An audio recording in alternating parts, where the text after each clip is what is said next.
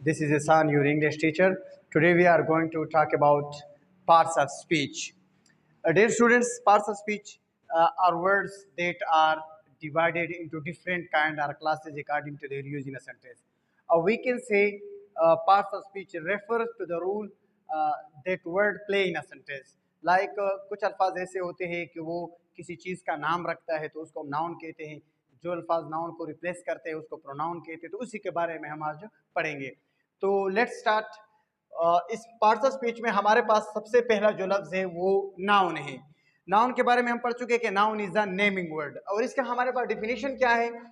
हम यही कहते हैं कि noun names a person, place or thing. यानी आप ये भी कह सकते हैं कि noun is the name of person, place or thing. यहां पर थिंग से मुराद हर वो चीज जिसको हम क्या कर सकते हैं, टेंजेबल थिंग्स,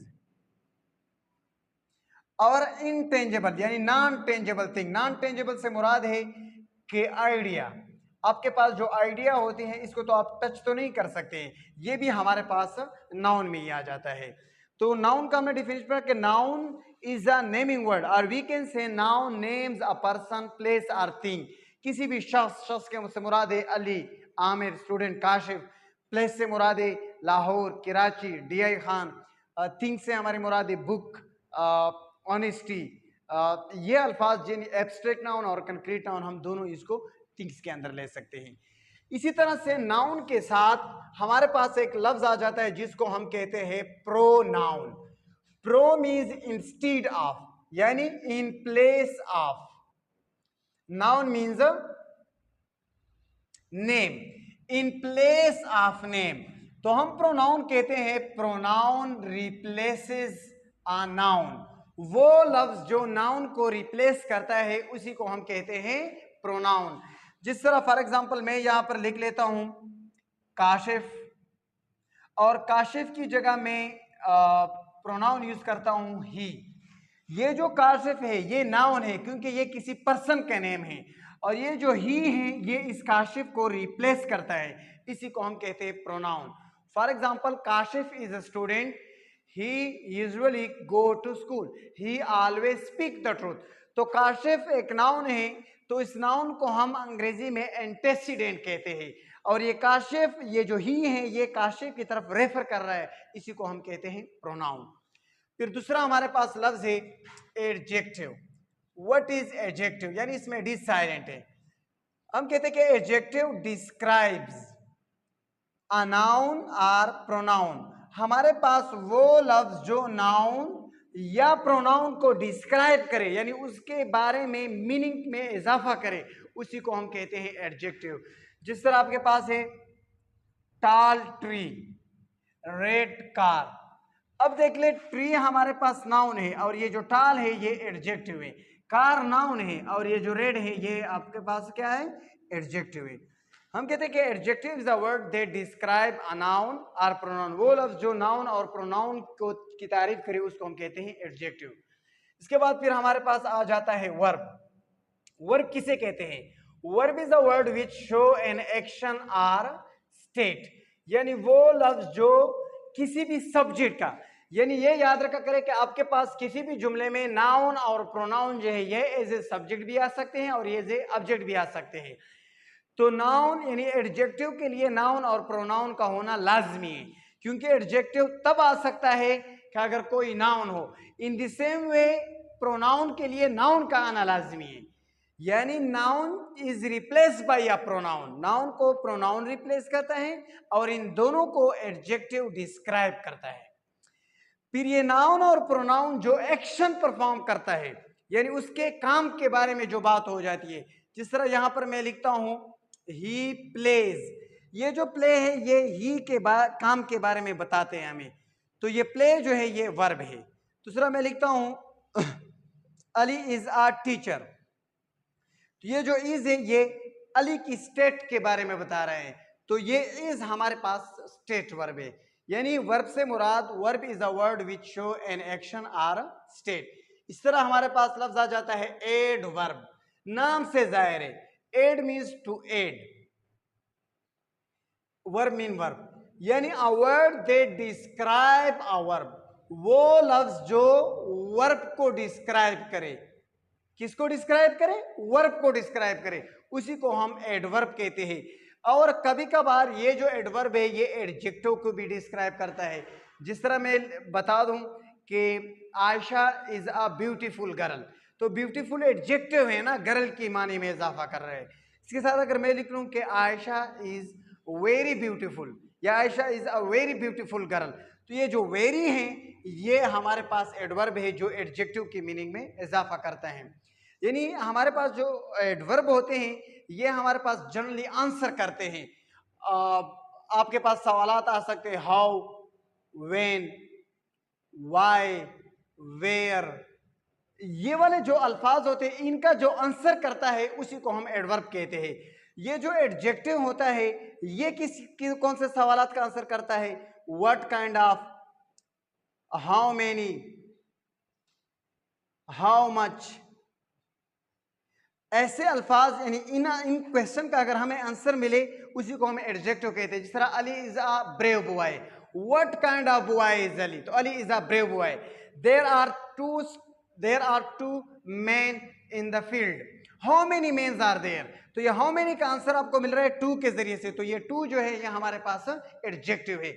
आसान अल्फाज में ये समझे कि वो लफ्ज जो नाउन के मीनिंग में के बारे में इजाफा करे, अगर उसको हम जुमले से हटा भी दे तो जुमले के ऊपर कोई असर नहीं पड़ता, लेकिन उसका डिटेल तो खत्म हो जाता है लेकिन कोई फर्क नहीं पड़ता। जिस तरह मैं लिख लूं कि Ali is an intelligent student, तो अगर मैं इंटेलिजेंट को हटा दूं अली इज ए स्टूडेंट, तो इस जुमले के ऊपर कोई फर्क नहीं पड़ता, अलबत्ता इसका डिटेल लूज हो जाता है। जो इंटेलिजेंट है ये नाउन के बारे में बताता है, इसलिए हम इसको एडजेक्टिव कहते हैं। ये एडवर्ब और एडजेक्टिव में क्या फर्क है याद रख ले, adjective is a describing word and adverb is also a describing word, but the difference is that adjective describe a noun and pronoun while adverb describe a verb and adjective। ये याद रखा करें, यानी एडजेक्टिव नाउन और pronoun को describe करता है और ये जो एडवर्ब है ये वर्ब और एडजेक्टिव को डिस्क्राइब करता है। आसानी के लिए हम ये कह सकते हैं कि अगर एडजेक्टिव को हमने ढूंढना हो तो सबसे पहले नाउन या प्रोनाउन को ढूंढो, और एडवर्ब के लिए अगर हमने एडवर्ब ढूंढना हो तो उसके लिए वर्ब को ढूंढो या एडजेक्टिव को ढूंढो, तो उसके वो जो लफ्ज जो एडवर्ब या वर्ब या एडजेक्टिव की तारीफ करे उसको हम क्या कहते हैं? एडवर्ब कहते हैं। फिर बेटा हमारे पास है प्रीपोजिशन।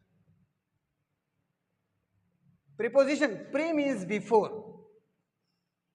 पोजिशन मीन्स प्लेस, यानी इसी प्लेस से हमारा मुराद है नाउन या प्रोनाउन, वो लफ्ज जो नाउन और प्रोनाउन से पहले आ जाए, यानी हम कहते हैं ना कि इट शोज रिलेशनशिप। किसकी रिलेशनशिप? नाउन और प्रोनाउन की रिलेशनशिप जाहिर करता है with other word in a sentence, यानी दूसरे अल्फाज के साथ, जुमले में दूसरे अल्फाज के साथ इसका रिलेशनशिप जाहिर करता है। जिस तरह the cat is under the table, अब टेबल और केट का जो आपस में रिलेशनशिप है ये अंडर के जरिए से जाहिर होता है, तो इसलिए हम इसको प्रीपोजिशन कहते हैं। ये प्रीपोजिशन का जो रिलेशनशिप है ये इन टर्म ऑफ टाइम बताता है। जिस तरह Kashif wakes up at 7 o'clock, तो ये जो 7 o'clock है ये टाइम है, इस टाइम और काशिफ का जो आपस में रिलेशनशिप है ये एट जाहिर कर रहा है।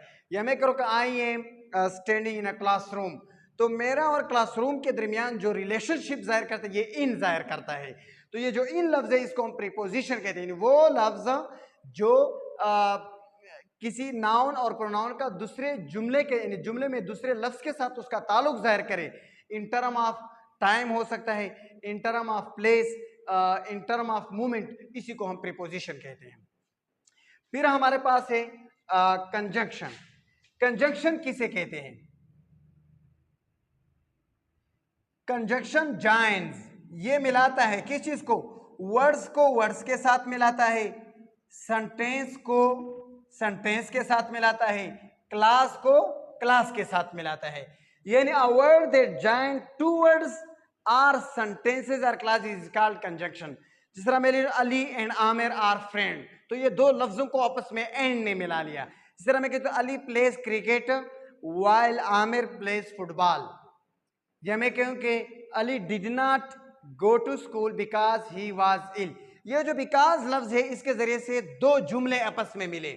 तो इसी को हम कहते हैं कंजंक्शन विकास को।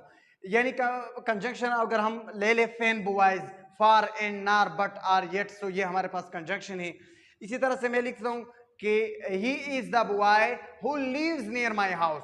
ये जो हु लव्स है ये भी हमारे पास कंजंक्शन के तौर पर काम कर रहे हैं, क्योंकि इंडिपेंडेंट क्लास को डिपेंडेंट क्लास को इंडिपेंडेंट क्लास के साथ मिला रहा है। और आखिर में हमारे पास है इंटरजेक्शन। इंटरजेक्शन किसे कहते हैं? हम कहते हैं कि इट शोज, ये जाहिर करता है, क्या चीज जाहिर करता है? Strong feeling. यानी ये आपके पास ऐसे एहसासात जो गम या खुशी के बारे में हो, यानी उसके मुतालिक हो, जिस तरह हम कहते हैं हुर्रा, एलएस, आउच, ये वाले अल्फाज, ऐसे अल्फाज जो आपके मुंह से बेख्तियार यानी आपकी अपनी इनवॉलंटरी अदा हो जाते हैं, उनको हम कहते हैं इंटरजेक्शन। तो हमने पार्ट्स ऑफ स्पीच पढ़ा। ये पार्ट्स ऑफ स्पीच में आसानी की बात क्या है? अगर हम नाउन को देख ले तो नाउन मतलब ये, इसको हम ओपन क्लास कहते हैं, वर्ब को भी हम ओपन क्लास कहते हैं, एडवर्ब को भी ओपन क्लास कहते हैं, और एडजेक्टिव को भी हम ओपन क्लास कहते हैं। यानी नाउन, एडजेक्टिव, वर्ब और एडवर्ब ये ओपन क्लास है, यानी इसकी कोई लिमिटेशन नहीं है। लेकिन बाकी जो चार हमारे पास है, प्रोनाउन, कंजंक्शन, प्रीपोजिशन और इंटरजेक्शन, इसको हम क्लोज क्लास कहते हैं। एक दफा हम इसकी पहचान कर लेते हैं, एक दफा इसकी हमें समझ आ जाती है कि फलाना लफ्ज जो है ये मतलब प्रोनाउन है। जिस तरह आई प्रोनाउन है, ही प्रोनाउन है, व्हाट प्रोनाउन है। इसी तरह से फॉर एग्जांपल हम एंड, बट, आर, येट, ये हमारे पास क्या है? कंजंक्शन है। इसी तरह से इन, एट, फॉर, सिंस, ये प्रीपोजिशन। इसको एक दफा अगर आप समझेंगे ना, एक दफा आपको इसकी समझ मतलब आपकी नजर से गुजरे, तो इसका मतलब है कि ये आपको हमेशा हमेशा के लिए क्लियर हो गया। ये क्लोज क्लास है, इसमें नए वर्ड्स मजीद नहीं आएंगे। यही मतलब जो शुरू से आ रहे हैं वही के वही होंगे। तो आज के लिए इतना ही काफी है। इंशाल्लाह नेक्स्ट वीडियो में